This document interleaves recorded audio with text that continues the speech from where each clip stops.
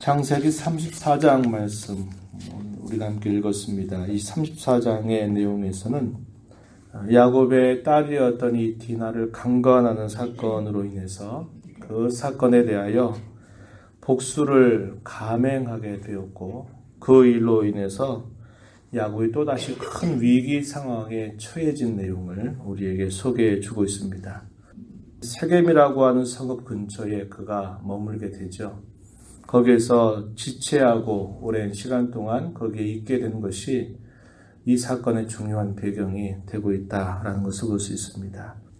야곱의 나이를 생각해 보고 그가 이 바단 아람에서 지낸 한 20년의 세월들을 생각해 볼 때 이 야곱의 딸 디나의 나이는 20세를 넘었다고 보기 어려울 겁니다.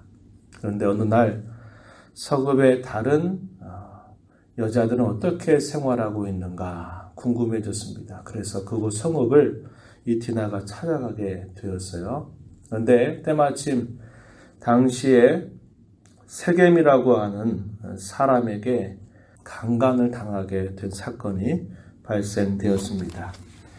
본문 앞으로 가서 잠깐 보시면은 2절에 보니까 히위 족속 중에 하몰의 아들 그 땅의 주장 세겜이 그를 보고 끌어들여 강간하여 욕되게 하였다. 그리고는 그 디나를 연연하며 소녀를 사랑하여 그의 마음을 말로 위로하였다. 이렇게 말합니다. 그리고 이 세겜은 그의 아버지였던 하몰에게 부탁하기를 이 소녀를 자신의 아내로 삼게 해달라고 허락해달라고 요구를 하게 됩니다. 이 세겜은 그 당시 지위가 매우 높았던 사람이었고 그의 아버지 하몰도 이 세겜의 말을 듣고는 그 말을 따르려고 하였습니다. 이러한 소식이 야곱에게 알려지게 되었고 들에 나가서 목축을 하고 온 아들에게 이 소식이 알려지게 됩니다. 때마침 이 하몰은 그의 아들인 세겜과 함께 야곱을 찾아와서 이렇게 말하는 거죠. 먼저 하몰이 이렇게 말합니다. 내 아들 세겜이 마음으로 너희 딸을 연연하여 한다. 원하건대 그를 세겜에게 아내로 삼게 해달라. 이렇게 부탁을 하게 됩니다. 그리고는 함께 통혼을 해서 너희 딸은 우리에게 주고 우리 딸을 너희가 데려가라. 그래서 함께 이곳에서 거주하고 이곳에서 자유롭게 매매 활동을 하면서 여기에 기업을 차지하라 라고 이렇게 부탁을 합니다. 당시로서는 적지 않은 조건입니다. 대단히 큰 조건을 내건 거죠. 그러나 신앙인을 내 눈으로 봤을 때 이것은 대단히 큰 미혹이고 위험이다라는 것을 알게 되는 것이죠. 대단한 호의처럼 보이지만은 여기에는 미혹이 있고 또 하나의 속임수가 있는 일이었습니다. 23절 읽은 말씀 가운데 가서 보면은 당시 이 세겜 사람들에게 설득하는 이야기가 등장하는데 그러면 그들의 가축과 재산과 우리의 모든 짐승이 우리의 소유가 되지 않겠느냐. 다만 그들의 말대로 하자. 이게 뭘 말할까요? 할례를 받아야 된다라고 말하는 그 요구를 따른다 이 말이죠. 그러면 그들이 우리와 함께 거주하게 될 것이다. 우리는 여기에 살고 있는 사람들이고 그 사람들은 나그네처럼 지나가는데 많지 않은 그 사람들과 함께 우리가 겉으로는 한민족이 되는 것처럼 보이지만 결국 저 사람들의 모든 소유와 재산이 다 우리 것이 되지 않겠느냐라고 말하면서 이 성읍 사람들을 설득하는 그런 이야기를 건네줍니다. 여기에 속임수가 있는 것이죠. 야곱에게 와서 우리가 함께 살자라고 말하지만 결국 속임수는 이 야곱이 가지고 있는 모든 것들을 결국은 다 소유하게 하려는, 삼켜버리려고 하는 그런 의도가 있다는 것을 보여주고 있습니다. 그렇게 되면 그들이 하나님을 섬기는 그들의 신앙의 정체성은 다 무너져 버리는 일이 생겨나는 것입니다. 그 일로 인해서 쉽게 거절하기도 어렵고 또 따르자니 안 되겠고 그렇기 때문에 그들이 이런 말을 듣고서 근심하고 매우 노했다라고 이렇게 말해줍니다. 7절 말씀에서 그렇게 소개를 해주고 있어요. 당하지 않아도 될 만한 일을 결국은 자초하게 된 겁니다. 물론 사건이 발생된 이것은 어떻게 보면 우발적으로 발생된 사건처럼 보여집니다. 그러나 좀 더 근본적으로는 야곱이 자신이 하나님 앞에 했던 서약이나 또 그가 형님에게 했던 그 말을 그가 지체하게 되면서 그곳에서 생활하게 되는 것이 가장 근본적인 원인이었다고 하는 겁니다. 어떻게 할까 고심했을 것입니다. 그리고는 이렇게 대답한 겁니다. 우리는 다 할례를 받는 사람들이다. 너희들이 우리와 함께 한 민족이 되려고 한다면 할례를 받아야 된다라고 이렇게 이야기를 합니다. 그러니까 그러한 말을 들었던 이 하몰과 세겜도 우리가 그렇게 하겠다라고 대답을 하게 됩니다. 14절에 야곱의 아들들이 한 말, 우리는 그리하지 못하겠노라. 할례 받지 아니한 사람에게 우리 누이를 줄 수 없다. 이것은 우리의 수치다 라고 이렇게 대답을 하게 됩니다. 이와 같이 너희가 한다면 허락할 것이다. 만일 너희 중 남자가 다 할례를 받고 우리와 같이 된다면 우리의 딸을 너희에게 주며 너희 딸을 우리가 데려오며 한 민족이 될 것이다. 만약에 그렇지 않는다면 우리는 우리 딸을 데리고 갈 것이다. 이렇게 이야기를 건넸습니다. 그 말을 들었던 이 하몰과 세겜은 이 말을 좋게 여겼다. 이렇게 말합니다.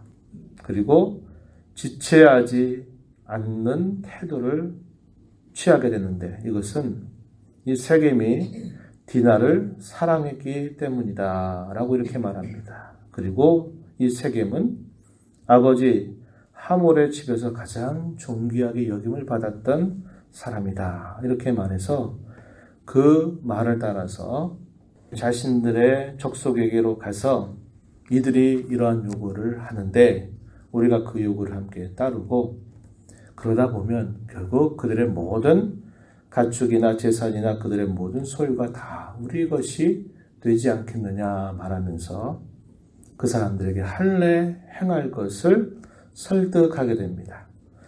사람들이 이 말을 듣고서는 그 모든 남자가 할례를 다 받게 되고요. 이 할례를 받고 난 다음에 회복 중에 있을 때 제3일째 되는 날 디나의 친오빠들이죠. 이 시므온과 레위가 칼을 차고서 그 성읍을 기습하고 그 할례를 받고 회복되지 않은 모든 남자들을 살인하게 됩니다.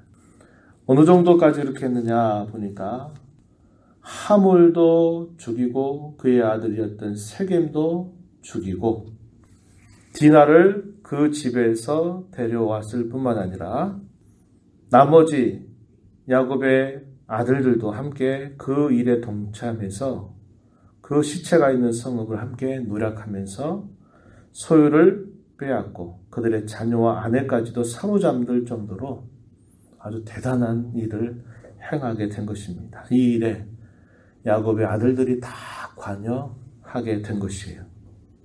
이런 정도까지 할 필요도 없었던 것이죠. 그런데 이런 정도까지나 악을 행한 겁니다. 정도에 맞는 그런 정도를 너무나 벗어나 버린 그런 복수를 자행한 것이고 이런 상황으로 인하여서 야곱은 또다시 큰 두려움에 휩싸게 되었고 큰 위기 상황을 또다시 마련하게 되었다고 하는 겁니다. 신앙의 여정 가운데서 당하지 않아도 될 만한 일들을 많이 당하게 되는 경우가 있어요. 당하지 않고도 걸어갈 수 있는 그 걸음을 잘못된 판단, 또 잘못된 생각, 잘못된 행실들을 통해서 어떤 일들을 스스로 자초하는 경우들도 있고 그러한 일들이 발생됐을 때 지혜롭게 빠르게 대처해서 처리하는 방법이 있는데 그것을 가장 안 좋게 대처하는 그런 일들을 통해서 더 큰 위기 상황을 가져다 주는 경우들도 있다는 겁니다. 야곱은 먼저 이 두 아들을 심히 책망하게 됩니다. 30절 말씀 한번 보시죠. 야곱이 시므온과 레위에게 이르되 너희가 내게 화를 끼쳐 나로 하여금 이 땅의 주민 곧 가나안 족속 브리스 족속에게 악취를 내게 하였다. 나는 수가 적은즉 그들이 모여 나를 치고 나를 죽일 것이다. 그러면 나와 내 집이 멸망하게 될 것이다. 이렇게 말합니다. 그러자 이 두 아들은 뭐라고 얘기합니까? 그가 우리 누이를 창녀같이 대우함이 정당합니까? 맞습니까? 라고 말하면서 아버지 야곱의 책망, 그의 두려움을 오히려 반하는 그런 대답을 건네주고 있는 것. 이것이 우리가 마지막 절에서 확인하는 내용입니다. 훗날에 이런 위기 상황 다 지나가고 난 다음에 야곱이 떠나갈 즈음 예언적인 내용에 보면 이 시므온과 레위는 이때 행한 이 악행으로 인해서 심한 저주를 받게 됩니다.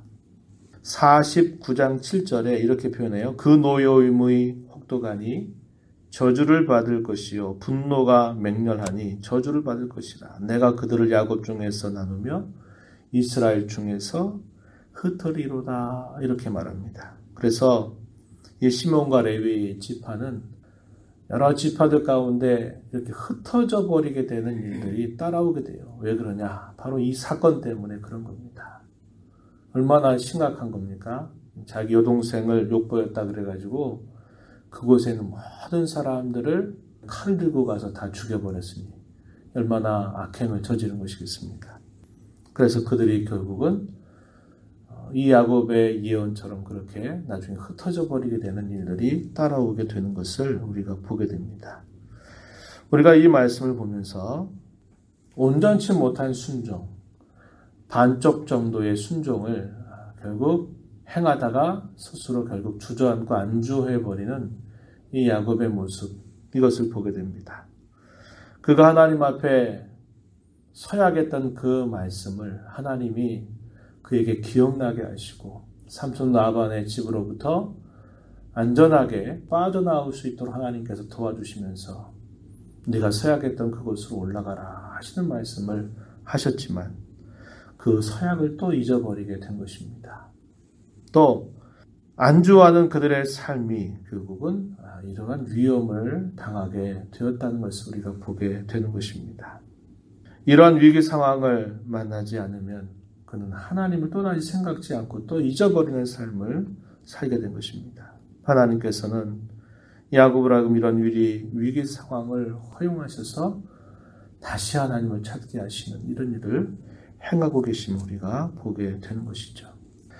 우리가 이 말씀을 보면서 야곱의 어리석은 행동, 야곱의 아들들의 이런 악행들만 바라보는 것이 아니라 오늘 우리가 살아가는 우리의 신앙의 걸음이 어떠한지를 우리는 살펴봐야 하는 것입니다. 하나님께서 이런 수치스러운 일들을 기록을 통해서 오고 오는 모든 교회들로 하여금 성도들로 하여금 읽게 하시는 데에는 이들의 이러한 모습이 결국 우리의 것이 될 수 있다고 하는 것을 깨닫게 하시려고 하는 뜻이 있는 것입니다.